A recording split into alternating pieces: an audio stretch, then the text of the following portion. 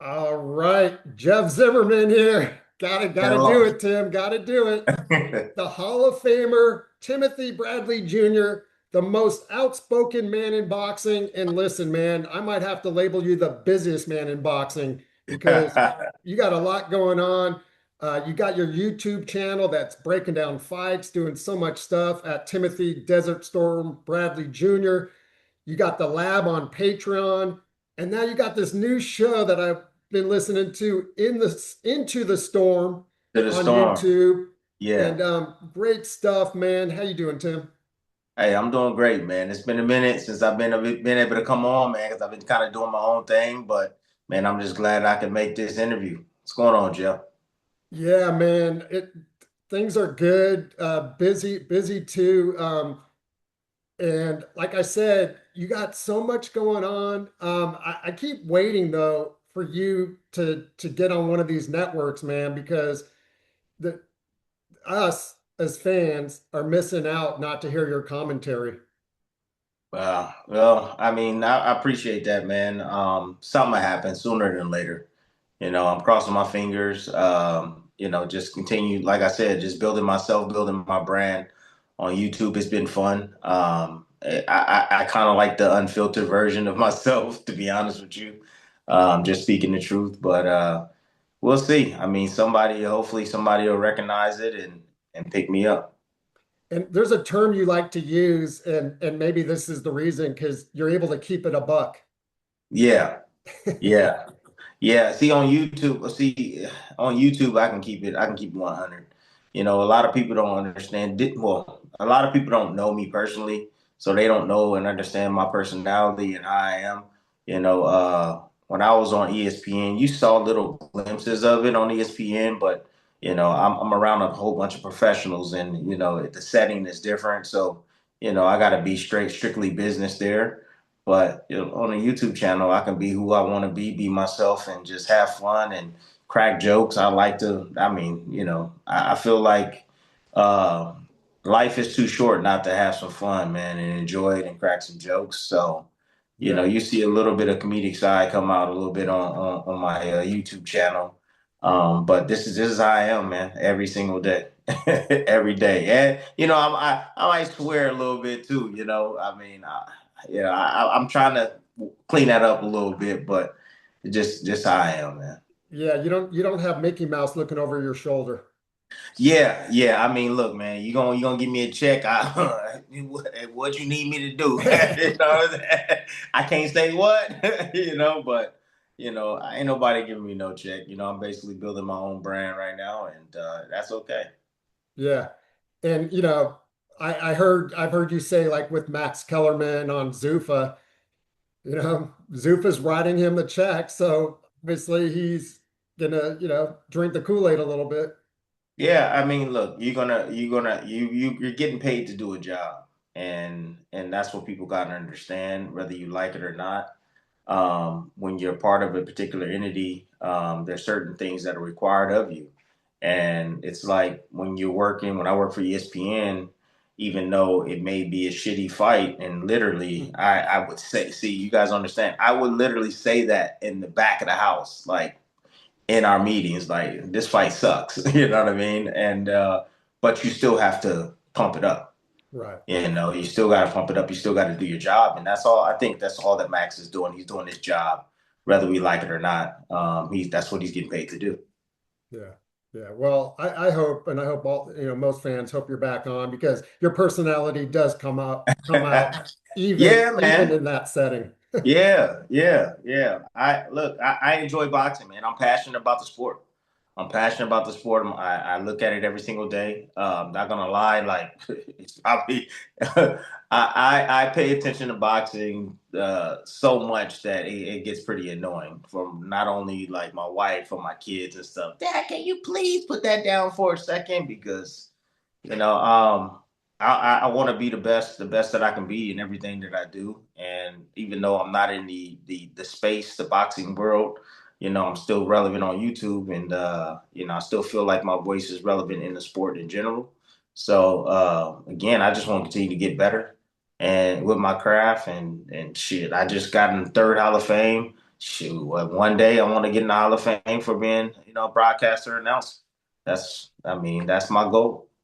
Yeah, and I wanted to go there next. You just Mhm. got into the National Boxing Hall of Fame. Yeah, Saw some of your interviews, and love that you give all the media guys there. Guys would be probably just walking through that line, real yeah. quick, and you stood there for probably 15 minutes and answered every question and took some hugs from people that came by. So congrats on that, man. I know that was a special one for you.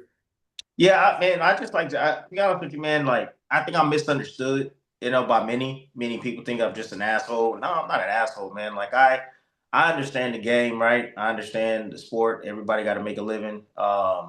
Whether I like you, don't like you, you know what I mean? I'll take the time out and definitely come to your channel and say hello. I look at everybody also. Like, don't matter. I mean, you can be a small channel with like 500 people. You can be a small channel with like 2,000 people. It's just like the other day, I was on a channel. It was a guy, I forget his name or whatever, came across his channel. I was listening to him. He was saying some good things. He was talking about his son. He was talking about, him being a dad, and it really moved me. And I was just like, sell him a quick $100, like, here, man, hey, that's good stuff.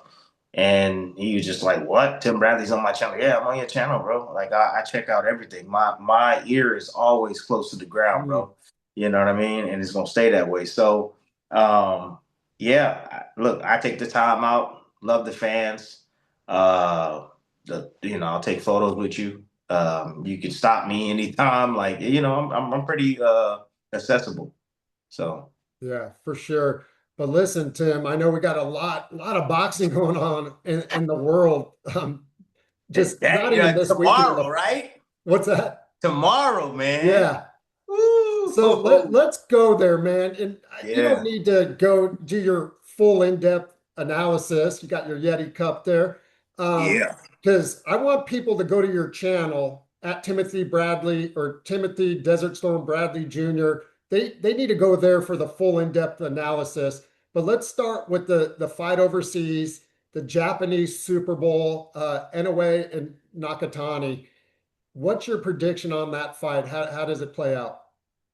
Oh man, my prediction on the fight is obviously I'm gonna go with Noya anyway.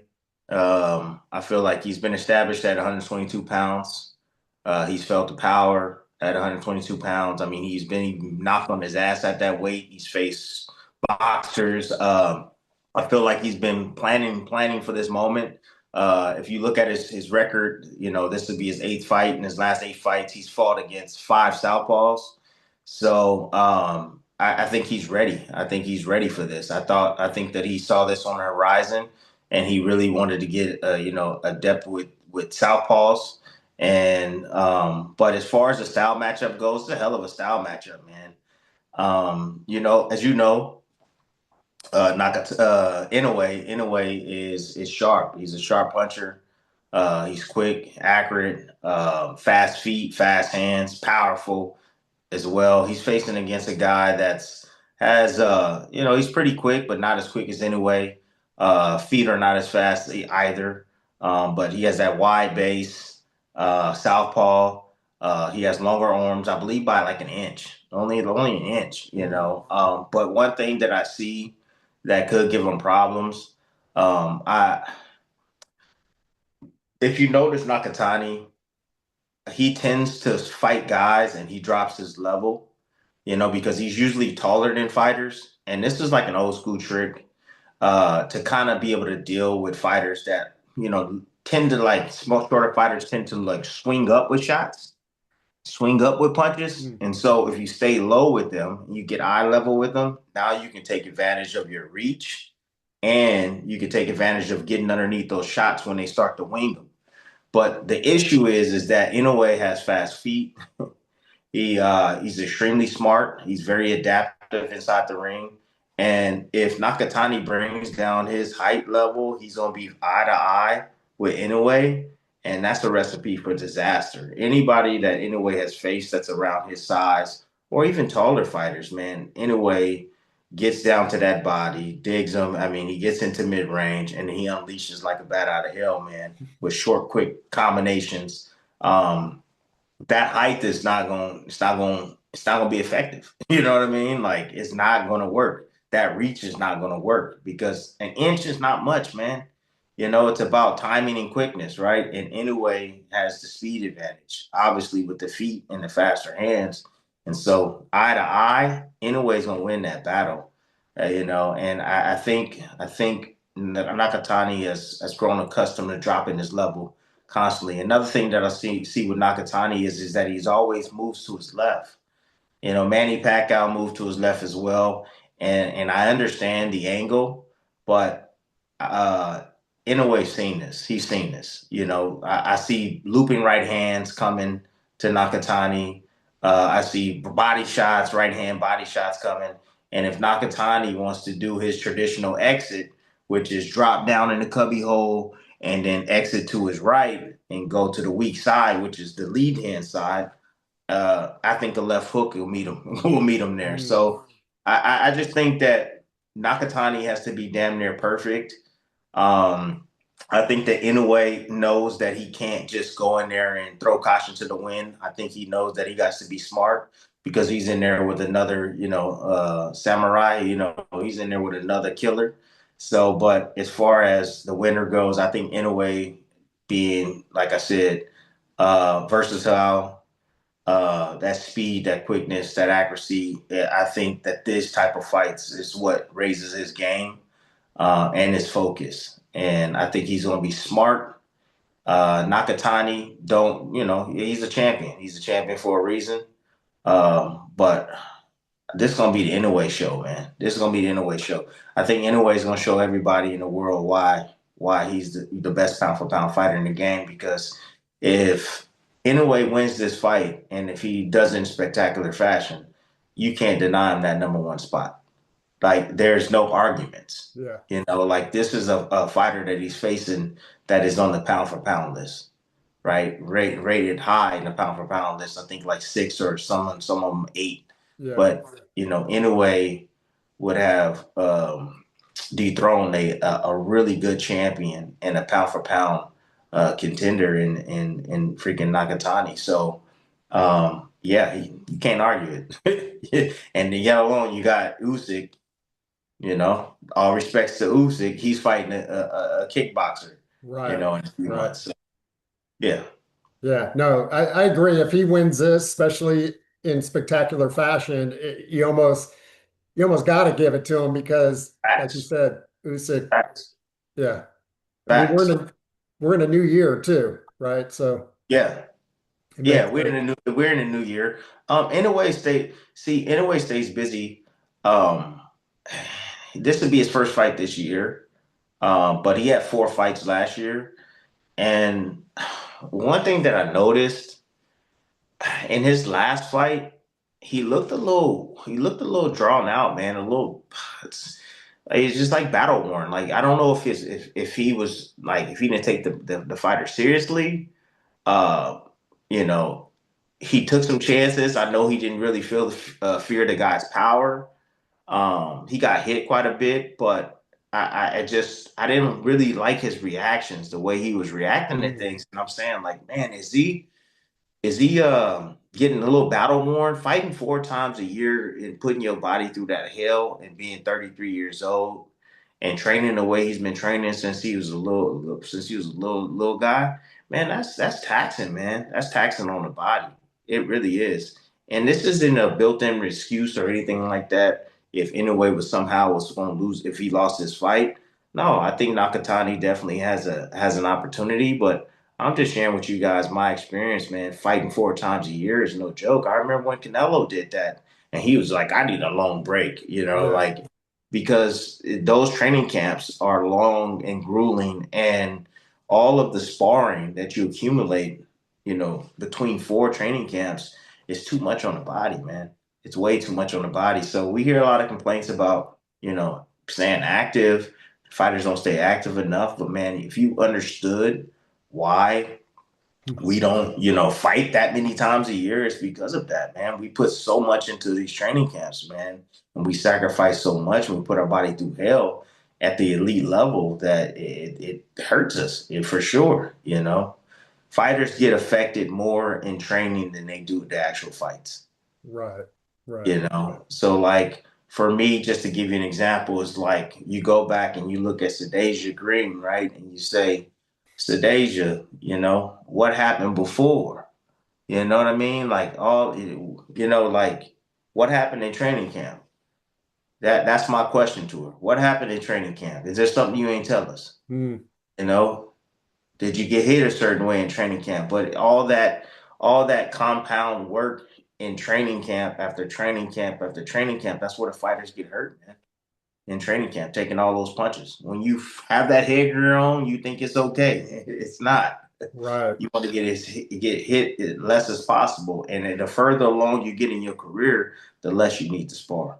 Yeah. Yeah, So that's a good just giving you guys some game, man. Just giving you yeah. guys some game. So, but yeah, the further you get in your career and you become a veteran, the less you need to spar.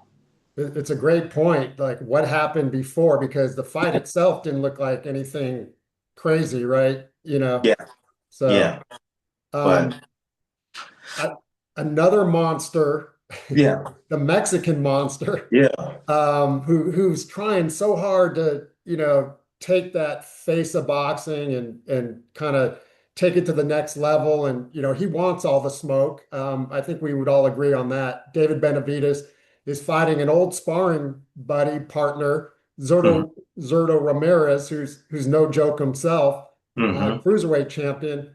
How do you see that one playing out? Um, I was just watching Ramirez before we got on, and I was watching his last fight. Um, this is going to be an interesting fight. I don't think it's going to be an easy fight for Benavidez. After watching his last fight, Zerto, Zerto can box. Zerto can box, man. He can box and he can move. He can slow things down, with his boxing ability. And then I went back and I watched Benavidez when he fought against Morrell, and Benavidez can box too a little bit. He can box. Like both these guys are not guys that just go in there and just go, head to head and put their head down and just throw punches. Both these guys, they know how to set up. They set up their attacks and they do it off of boxing. Their entry is usually off boxing. Um, yeah, both can fight inside the pocket. Benavidez puts pressure, methodical pressure on his opposition. He's smart enough to know and how to stay out of danger. I think he's a little bit better defensively as well. I think he has the faster hands in his lineup. The weight is somewhat concerning only because we've never seen him with this much weight on him. Whereas we know what we're gonna get from Zerto. And Zerto's comfortable at 200 under 200 pounds. He's comfortable at this weight now, and he's a two-time world champion at this weight class.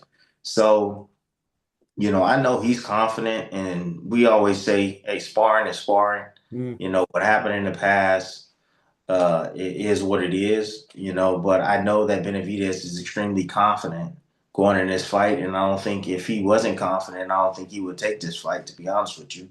That's any fighter, Roy right? Jones told me the same thing, Tim, what you just Yeah, said. Yeah. that's any fighter, man. And so I think he knows and he sees something, and he's felt, I guess, Ramirez's best. But I think the style matchup is going to be it's going to be real interesting, man, because it's going to be whoever can break whose will. Mhm. Yeah, that's what it's gonna boil down. Whoever can break whose will. Because both throw quick combinations on the inside. I think, like I said, Benavidez is more of a like a machine gun type, and then you have Ramirez is more of it's real placed, nice place shots, that he runs his combinations and he varies his attack as well when he throws them.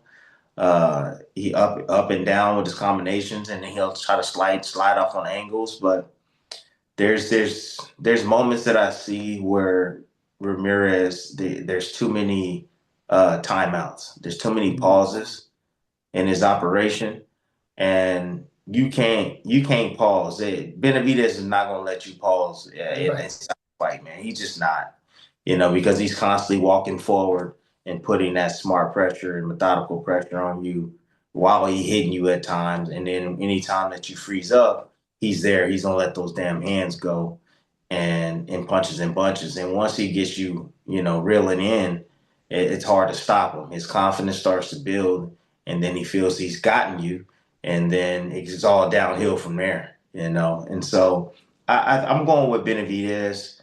I think Benavidez has shown over the years that he has that internal that most guys don't have. He got a Mhm. motor, one, and he has that determination, man, to win and do whatever it takes to win.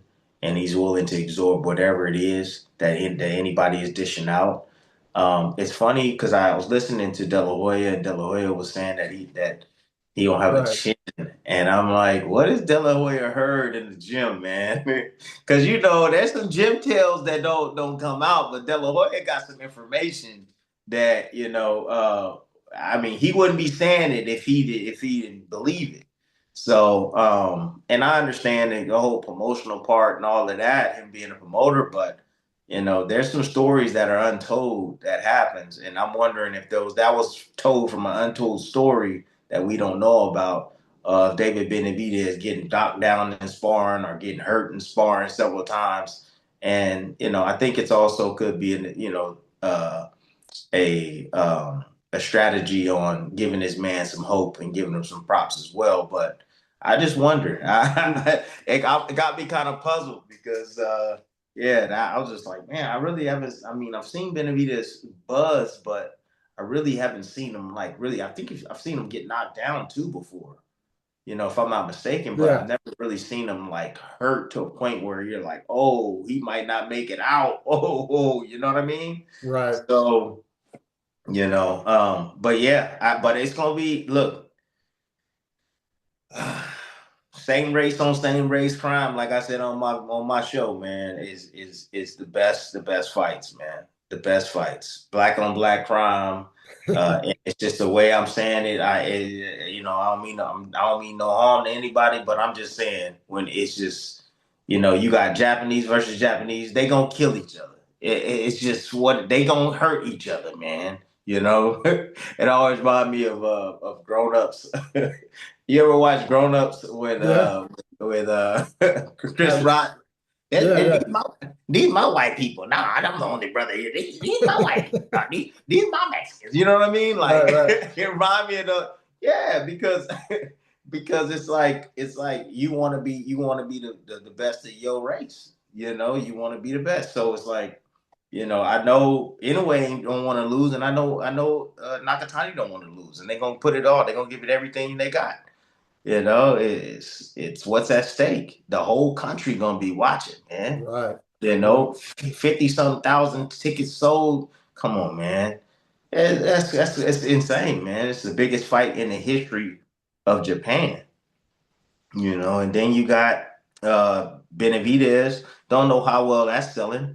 However, hey, it's an important day for the Mexican fans and the Mexican people, and they're gonna be watching. And we've heard a lot about Benavidez, and this is his opportunity. Canelo just coming back. Canelo usually fights on this day. Well, he's not. And Canelo.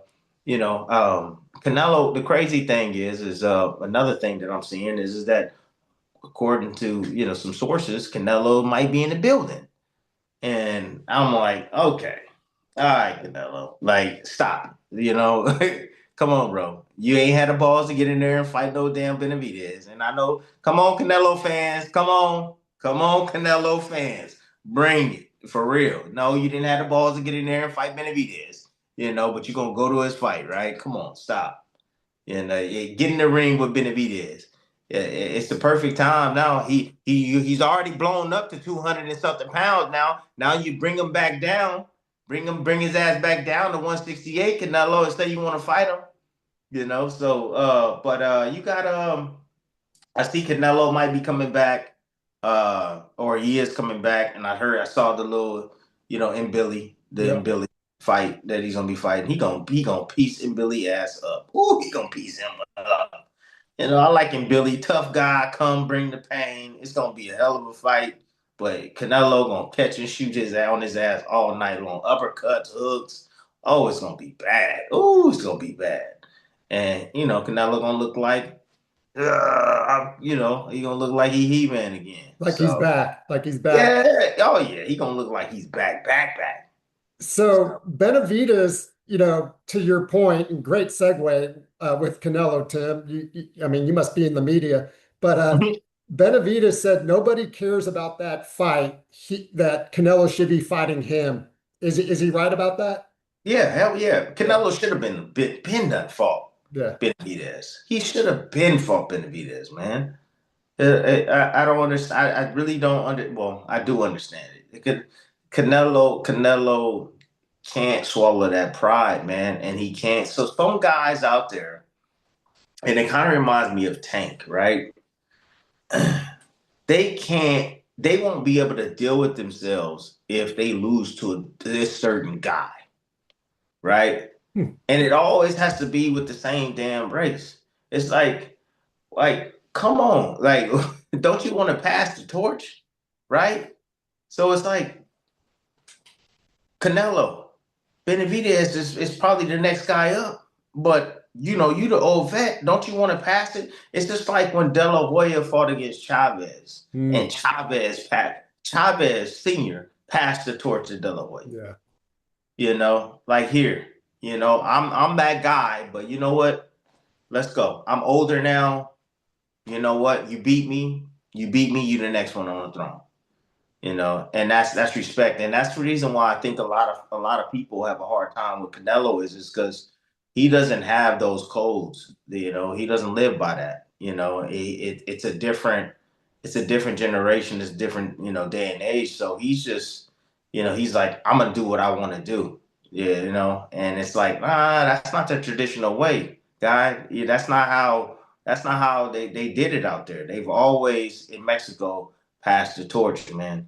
And no, and the ones that came before had no problem fighting the best and fighting the best when it mattered most. So yeah, I'm with Benavidez, but I'll say this to Benavidez though.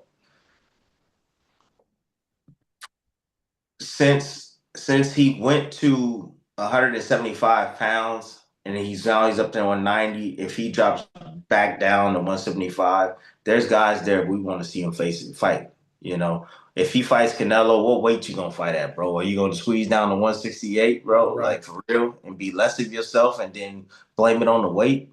Like we don't want that either. So, but if you can drop back down to 175 pounds and be comfortable there, and fight those guys, Benavidez and Bivol. And I know, like, supposedly they're already in negotiations, and I can't stand that. I don't know how true it is, but you can't be in a big fight, the biggest fight of your life, man, because every fight is a big fight. Like in my mindset, every fight is a big fight, and it always should be a big fight. No, regardless of who you face, because it could be your last. Hmm. It could be your last. Yeah. So. But if any fighters out there is negotiating your next fight, I mean, you count your eggs before they hatch, man. You can't be doing that. Your mindset got to be on what's in front of you, not in the future. But I've been seeing some like Bivol posts, and I don't know how true that is. Oh, they're in negotiations already with Bivol, and I'm like, that shouldn't be so. That Hmm. shouldn't be so because it's no far going conclusion that Benavidez is just going to outright beat Ramirez. Is another man over there that has dreams and has a family that he needs to feed and that is hungry to win. So I don't think either fight's gonna be easy for anybody. I think it's gonna be challenging for both. I think Ramirez is gonna challenge Benavidez and then vice versa. I think Nakatani's gonna challenge anyway as well. But may the best man win. Those are my picks, man. Those are my picks. I can be wrong. I've been wrong many times. It's just boxing. That's the reason why we have the fights, right? Right. Right. And both of them possess the punching power that can hurt each other. You know, both of them in both fights. So all four of these guys can hurt each other. So and usually at the highest level when you have like two punchers like Nakatani, it's a cautious fight until it's not. Right. Yeah, because they're gonna have to respect each other's power and respect each other's knowledge too, IQ. And so every move that they make, they don't want to make a mistake. So they're gonna be careful. And I can see the same thing happening with Ramirez and Benavidez. I think it's gonna be a little boxing match at first, a little chess match, Mm. and then it'll start to heat up later once they start to get comfortable and kind of get used to the distance, the speed, and also the punching power of your opposition. So I'm here with the Hall of Famer, Tim Bradley Jr. Just got into another Hall of Fame, National yeah, Boxing buddy. Hall of Fame, and I'm sure there's more on the way. Speaking of big fights, though, Tim, this is the biggest fight I think for fight fans. Well, I think it was Virgil Ortiz and Boots, but we're getting Xander Zayas putting his two belts on the line at 154 against Boots, who's arguably one of the most talented fighters in the world. Is Zayas is going in as the underdog, even though he's the champion. Is he going into the fire too quickly? He's still a young kid against a guy like Boots who has so many weapons in his repertoire. Look, I mean, yeah, I'm 50-50 on that. Hmm. I look, Xander Zayas has never been a normal. Uh, um, how can I say this? He's always been mature for his age. He's already done this before. He signed was top ranked, and the dude was like a junior in high school. Right. He was young as hell. But the way he handles himself outside the ring, he's always handled himself as a professional, and like it's like he's been here before. It's like nothing fazed him. so, so like it doesn't surprise me that he's like, I want Boots. He's always said that he wanted to fight Boots. He's always said and told me that he's always wanted to fight Virgil Ortiz. He said he's like, I'll beat, Fedora. He Wow. said that too. He's like, I'll beat Fedora. I'll beat him right now. But I feel like from a talent standpoint, and he is talented as well. Xander has a really boxing high IQ. He does. And you can tell not only in the ring, but you can tell outside, even when he does commentary. He's an extremely smart kid, or young man, I should say. But at 23, two belts, and you want to face that guy? Like, I'm like, man, what? If I'm managing or I'm like, man, come on, bro. Like, calm your ass down real quick. Like, you know what I'm saying? Like, I get it. Like, we can maybe beat him, but shit, we unsure. Like, I don't know. You know what I mean? Because like Boots is put in a situation in this fight to where he has to show the hell up and show the hell out Hmm. because there's been so much hype and so much clout around him, and he hasn't gotten the opportunity to really showcase. I mean, the biggest opportunity that he got was when he fought against Stanionis, and he passed that with flying colors. And so it's like, I don't think we've seen the best Boots yet, right? And I know one thing about like fighters that have like a really high skill set and have the mentality of a Boots Ennis. Um, the one thing about us is that like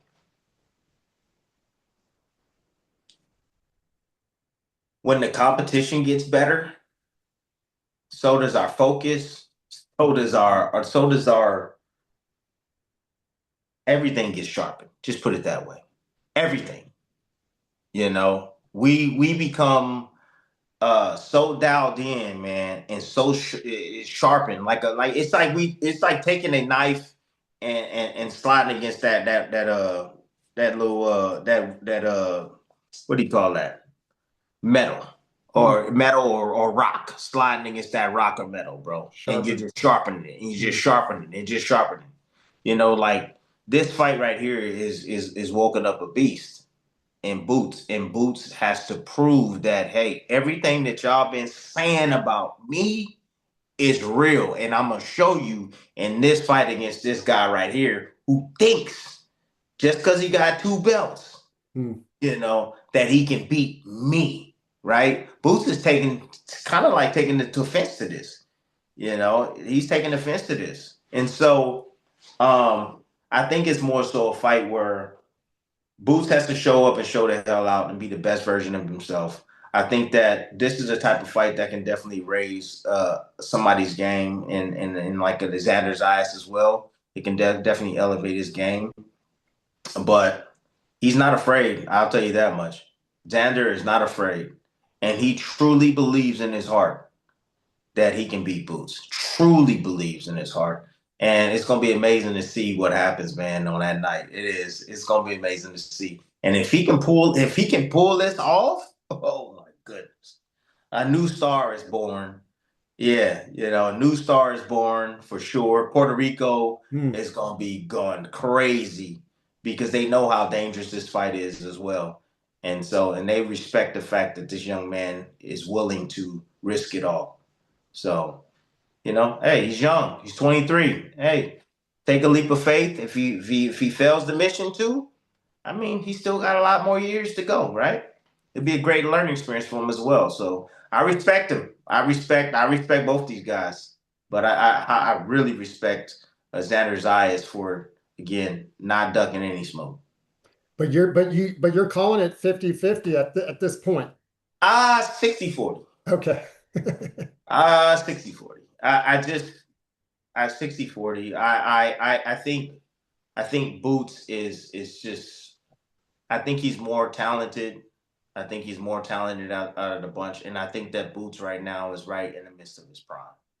So, when you start hitting that 26, 27, 28 range, man, Xander still, even though his body looks like he's physically mature, right. He's not. You know what I mean? Like, he still has 3 to 4 years before he really gets to his full capacity and full man strength. I say around 26, 27-ish. So Boots is just, I think he's right in the midst of his prime. And these are moments that fighters dream of. And getting 2 belts in one night and, facing a guy that doesn't have the, I want to say, experience that you have. So, and I know everybody talks about resume and all of this stuff, right? All this resume stuff. And I understand all of that, right? I get all of that. But when you look at Boots and his style and his skill set, and you look at Xander, you go, okay, now that's a clean ass style. You look over here, you go, now that shit looks special. Like that's best. You know what I mean? Like, this dude is doing it from both sides. He got fast hands. He hits hard. Like, yeah, that looks good. Hey, he can fight. Right. Yeah, Xander, he can fight. Yo, he look good. Hey, he learning. He getting better. Oh, he's technical. And so that's what I see when I look at both these guys.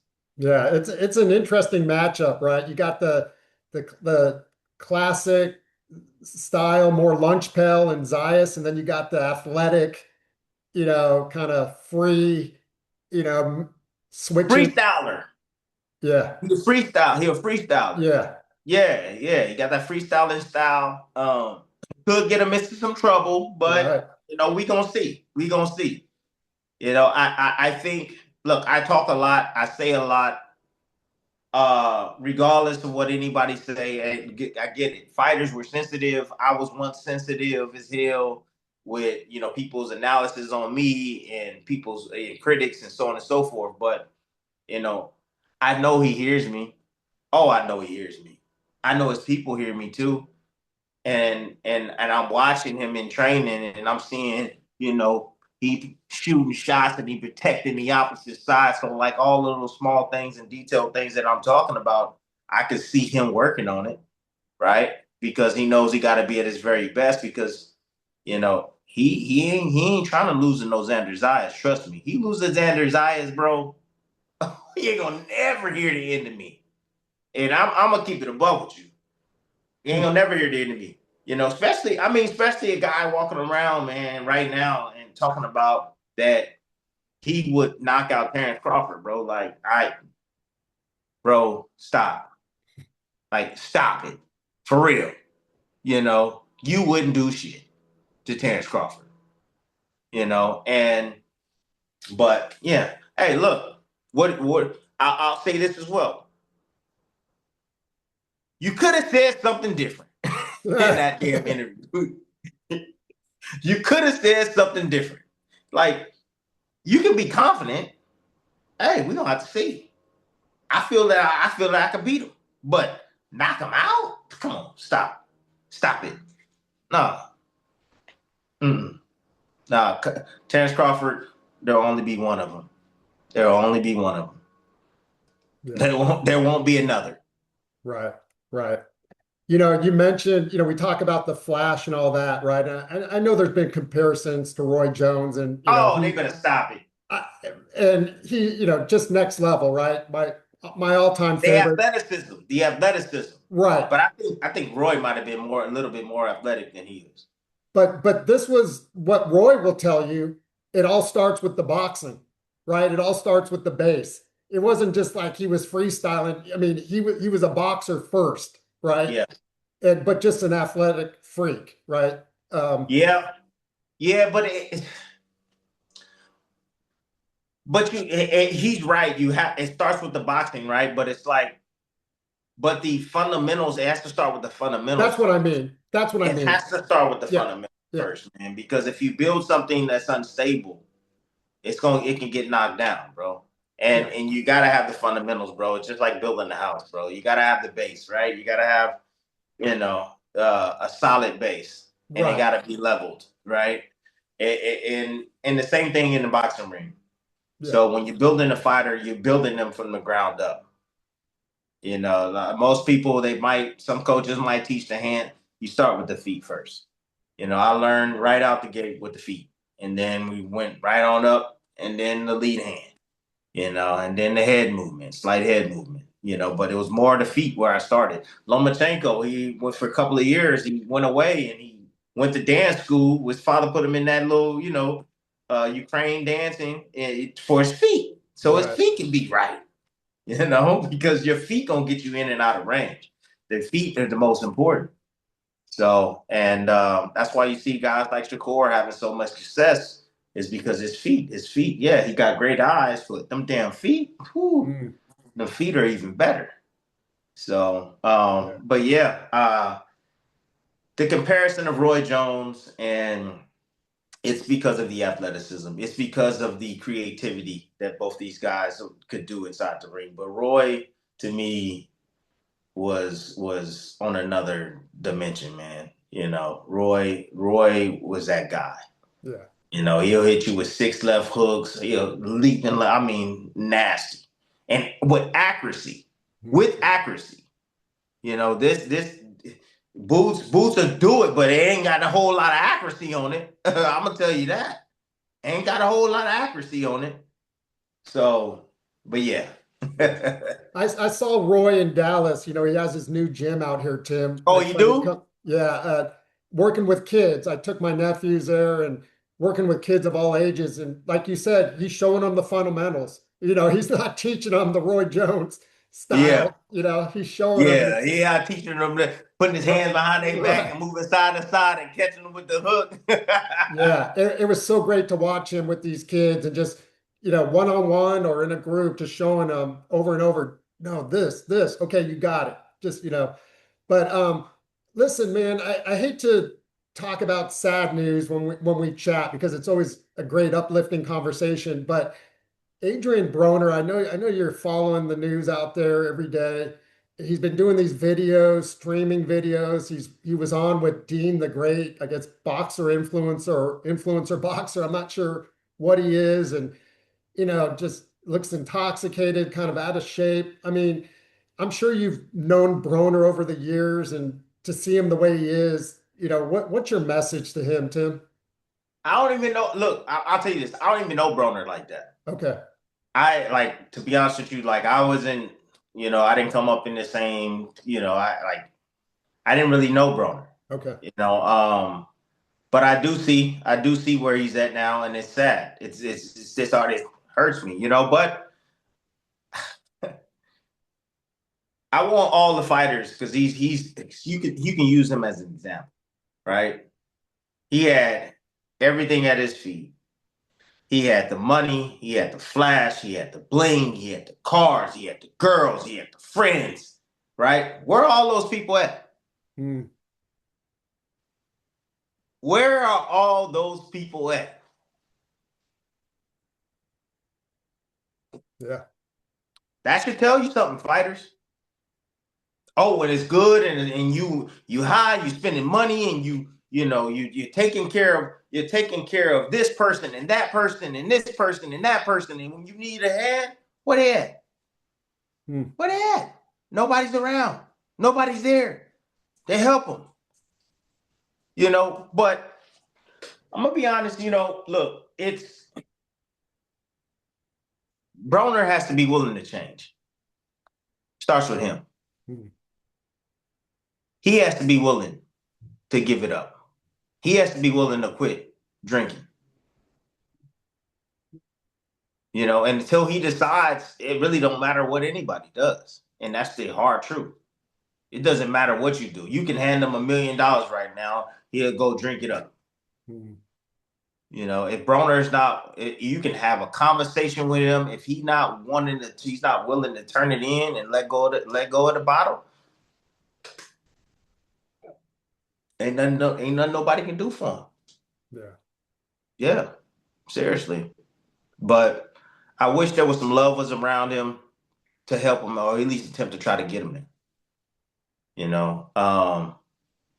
I don't know who Dean the Great is or whatever. I don't know who he is, but I mean, I hope he's trying to help him get into. Oh, you know what? I did see the video of Dean.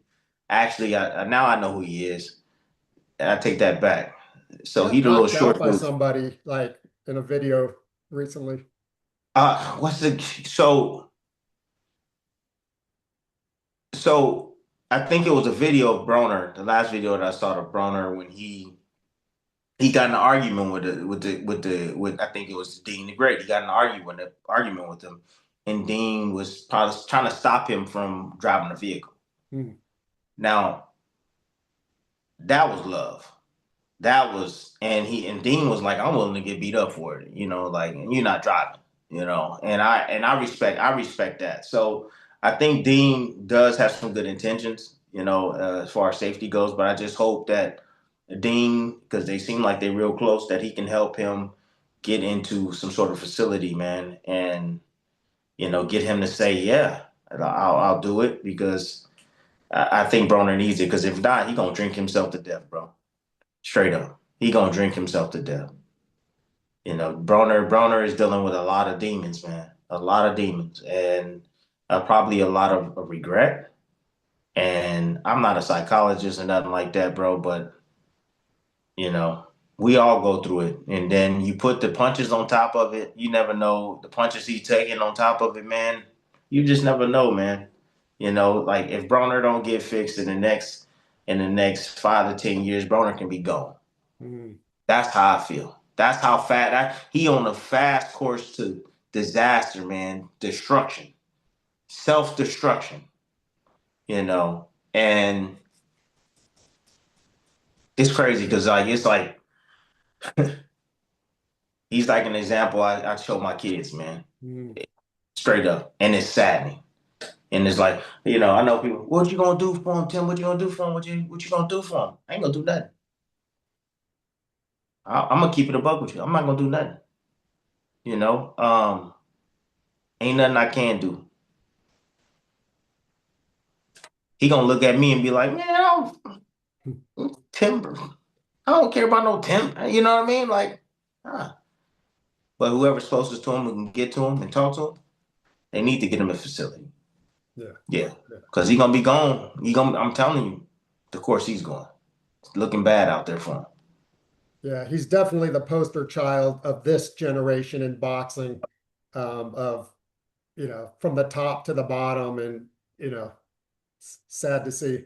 It's so sad. It is extremely sad to see, but that is the reality, man.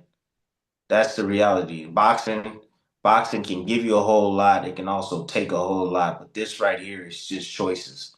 It's his choices that he's made. Yeah. And rather it's because of, like I told you, the shit he has gone through throughout his life. People have done him wrong. All the leeches all around him, and now everybody's gone, and this is how he's dealing with this shit. But it's saddening, bro. It is. But the only one that can change Broner is Broner. Yeah. The only one that can change Broner is Broner. Yeah. So yeah. Good advice. And for anybody out there listening, I mean, yeah, they need to see where he was and where he is now, and hopefully not make those mistakes. But let's end on a high note, Tim. Um, boxing is hot right now. We both know it. You're living it every day, 24/7. Mike Coppinger, there's a rumor that Shakur can't talk to you without talking about Shakur. You even mentioned him earlier. We didn't even, him and Devin could be in talks. How great would that be if that fight gets made?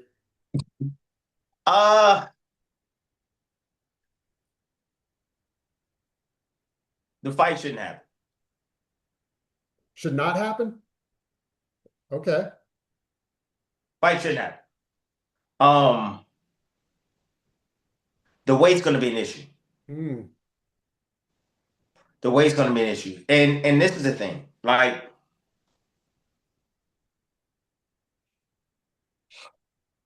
let's just say this. Hypothetically, they meet at 144. Let's say Shakur beats him. Let's say that Haney didn't look good.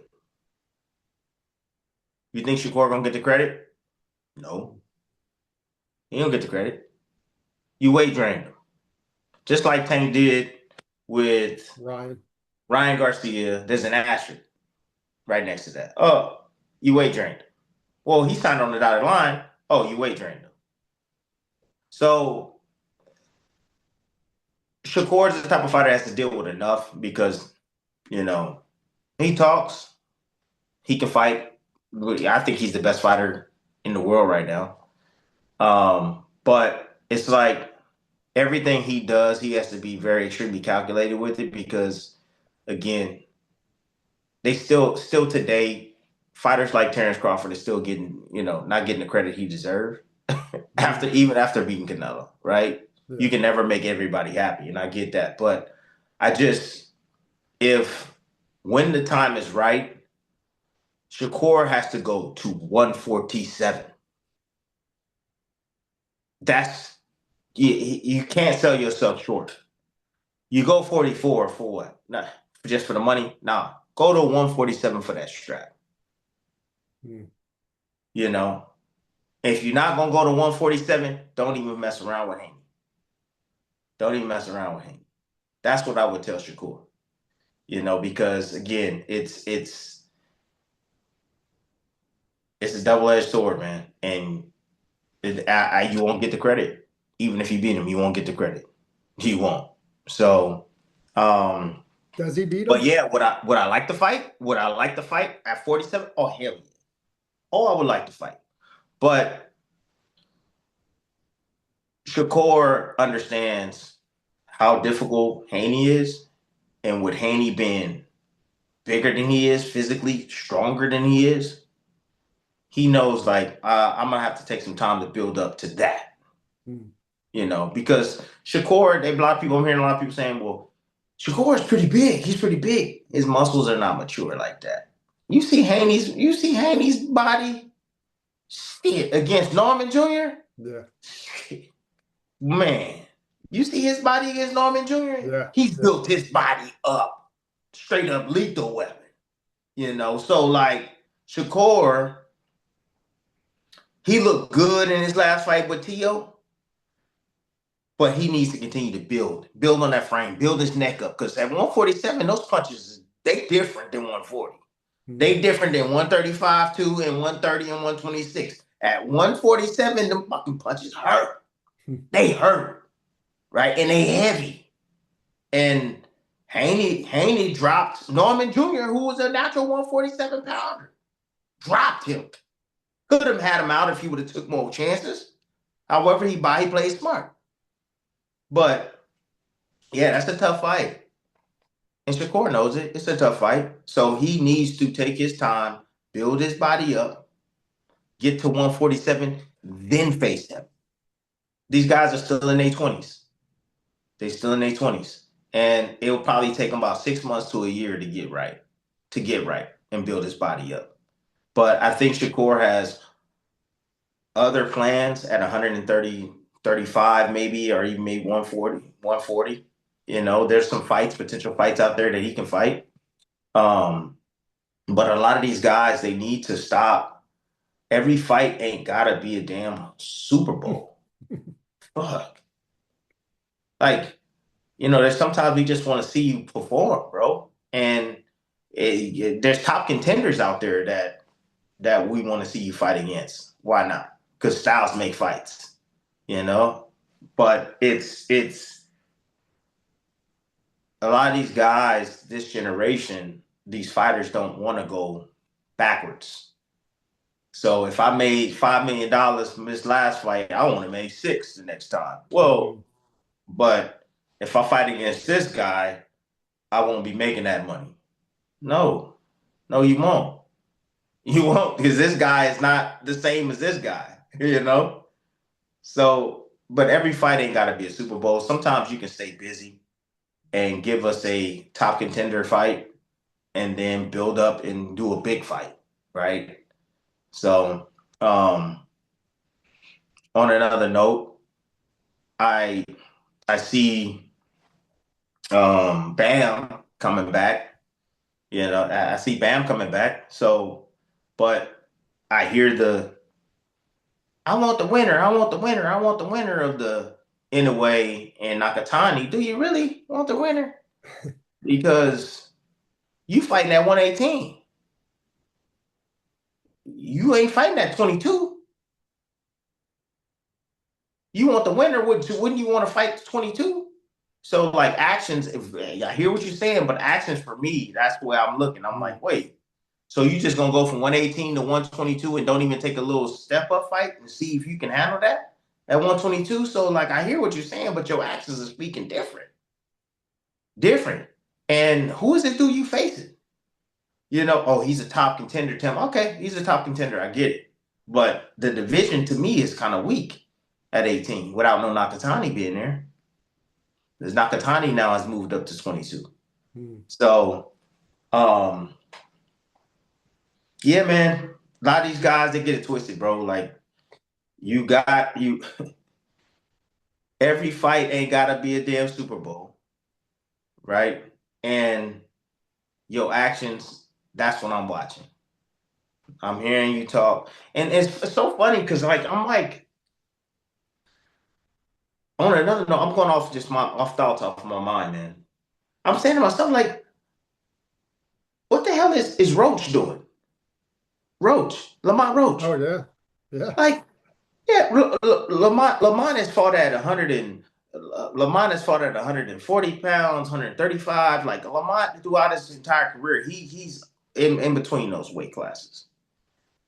And he's a hell of a fight for anybody, I believe, at this point. For anybody. You know, but you don't hear nobody calling his name. You don't hear nobody trying to line it up with him. Right? We got Foster and Ford getting ready to fight. Yeah. That's a great fight. That's a fantastic fight.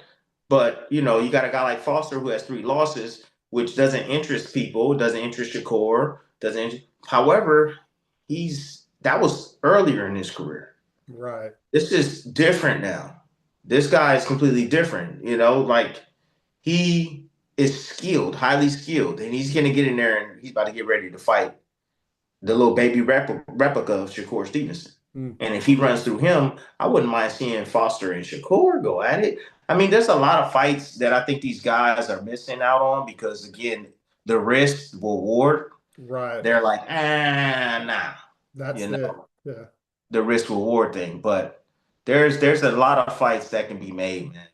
and they're not happening at the moment for whatever reason. Like I told you, they want more money, and that's the issue. I think Devin, that's part of what Devin's probably facing right now, right? Is, trying to get a fight and he probably wants more money and it just it hasn't been made.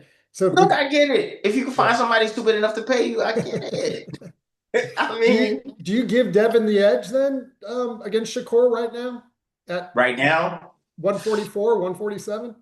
at 47, at 47 right now, I would give Devin the edge. Hmm. At 47, at 144, I got Shakur. But at 47 right now, if Shakur was go to 47, Devin, Devin, yeah, because Devin understands, and Devin understands Shakur. He understands how to deal with him, and he knows what he got to do to deal with him. It'll be a mixture. It will be a mixture of boxing and smart pressure and letting his hands go. And I mean, I watched their sparring sessions 100 times. Like I watched, so like Devin got some dog in him too. He got some dog in him. Shakur got dog in him as well, but Shakur wouldn't be able to be cute on the outside and beat him with just one hand. Ain't no way. Yeah, ain't no way. So um, 47 at 147 right now, I would favor Devin. At 144, I would favor Shakur. Um, and if Shakur takes some time and build himself up to 147, I got Shakur. Yeah, I got Shakur. Because once he fills out and once he feels comfortable at that weight, he gonna have that speed and then his skill set. And yeah, he'll be able to put it all together because now it's like a mental thing. It's more so of a mental thing right now because of the uncertainty of the weight. Because sometimes what people don't understand is that you get to a certain point if you go up too high, because this would be Shakur's fifth weight class, and that's man, that's Sugar Ray Leonard, Right. that's high, that's fifth weight class. Alberto Duran. Yeah. I mean, yeah, Shakur. I mean, Sweet Pea, like that's high. Then sometimes skill can be overtaken by strength, size advantage, and then you have someone with skill too. So that can happen. Oh yeah. We'll see what happens, Tim. That's why you are the most outspoken man in boxing for hot takes like that. Appreciate you, bro. Yeah, man, this was great. Been looking forward to it. Yeah. I know you're the busiest man in boxing. Uh, Congrats again on the Hall of Fame, National Boxing Hall of Fame. I know you got more down the road coming in. Do you want to talk about Into the Storm, or you want to plug any of your shows real Yeah. quick? So into the storm is a podcast setting. Built a studio at the house, and it's based on just again topics that surrounding boxing, hot topics that surrounding boxing. You can get some of my hot takes there. You can ask me questions. I'll be willing to answer.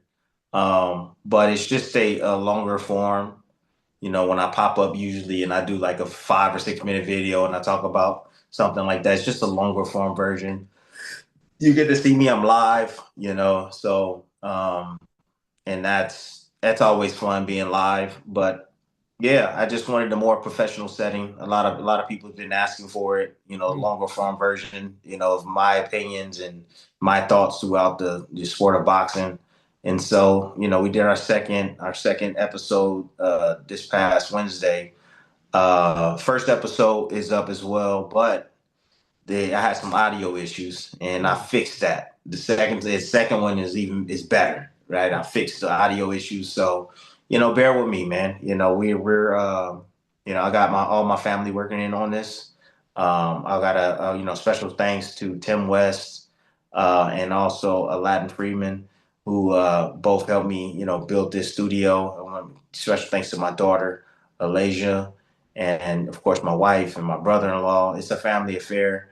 You know, they're operating the cameras and everything, and so like it's not like I got hired help out here. It's just like we want to learn and build together, and we feel like we can give the boxing game something that they can look forward to. So, but it's every Wednesday, 5 p.m. West Coast, 8 p.m. East Coast. However, this is an up and coming Wednesday. I will not be doing a show. I'm gonna let you guys know I will not be doing a show. I may be doing a show on the Tuesday. Okay. So yeah, but I'll keep everyone posted on that. But yeah, I mean, look, um, tune in. And if you don't tune in or you can't tune in, you're at work or whatever, then you know what, watch after, because we'll post it right after. So, but thank you for your time, man. It's been a minute. It's been a minute since we connected, bro. We got a lot we talked about. But I appreciate you, brother, for real. And enjoy the rest of your day, man. Yeah, man. And just for everybody out there, the backdrop, you sitting there, it looks great. I mean, we still like you in the golf cart or walking your 20 miles around Yeah, wherever. yeah. But so don't stop that. But Tim, this was everything I hoped it would be and more. Great Right. seeing you, man, and Likewise. stay blessed. Yeah, you too. Holla. All right, brother. Peace, brother.